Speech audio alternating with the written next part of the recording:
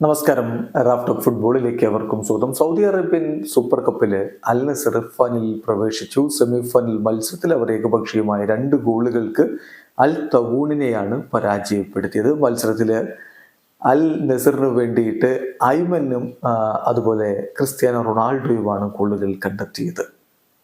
മത്സരത്തിനൊടുവിൽ ബ്രസോവിച്ചിന് red card കിട്ടിയത് തീർച്ചയായിട്ടും അൽ നസറിന് തിരിച്ചടിയായി മാറിയിട്ടുണ്ട്. ഫൈനലിൽ അൽ ഹിലാലുമായിട്ട് ഏറ്റുമുട്ടുമ്പോൾ ബ്രസോവിച്ചിന്റെ ആബ്സെൻസ് എന്തായാലും അൽ നസറിന് ഒരു വലിയ തിരിച്ചടി തന്നെയാണ്.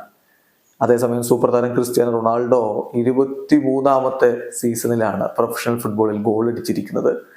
അതുപോലെ തന്നെ അസിസ്റ്റ് അദ്ദേഹത്തിന്റെ പേരിലാണ് വന്നിരിക്കുന്നത്. ഐമന്റെ അസിസ്റ്റ്, അത് സാദിയോ മാനയുടെ മുന്നേറ്റം. ഒടുവിൽ CR7 വേണമെങ്കിൽ ഫിനിഷ് ചെയ്യാമായിരുന്നു എന്ന രൂപത്തിൽ വന്ന പന്താണ്. പക്ഷെ പന്ത് ഐമനാണ് പിന്നീട് ഗോളാക്കി മാറ്റിയത്. എന്തായാലും അതിൽ ഒഫീഷ്യലി അസിസ്റ്റും ക്രിസ്ത്യാനോ റൊണാൾഡോക്കാണ്. മത്സരത്തിലെ അൽ നസറിന്റെ മുന്നേറ്റങ്ങൾ നയിച്ചുകൊണ്ട് ആദ്യ 11-ൽ ക്രിസ്ത്യാനോ റൊണാൾഡോയും സാദിയോ മാനയും അദ്ദേഹത്തോടൊപ്പം ഐമനുമാണ് ഇറങ്ങിയത്.